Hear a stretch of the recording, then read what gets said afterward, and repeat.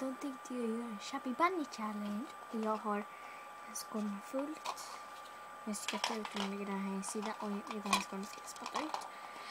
Och jag vet inte hur många jag kommer få. Då börjar jag. Och de är andra.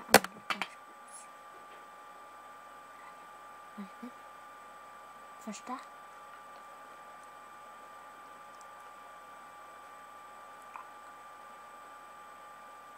Chubby Bunny.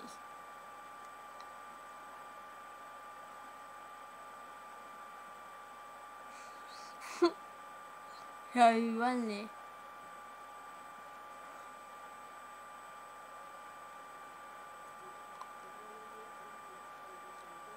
Chubby Bunny.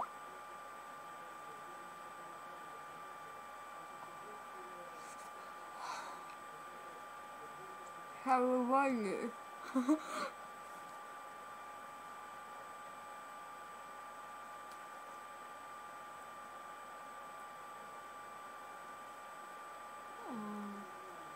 Chubby Bunny.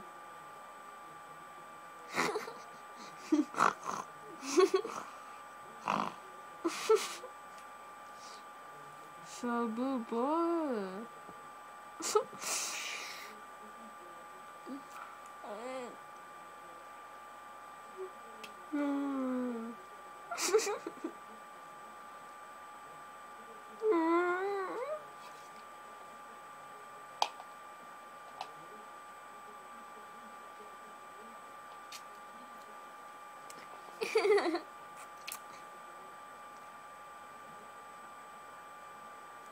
Jag fick 8 i.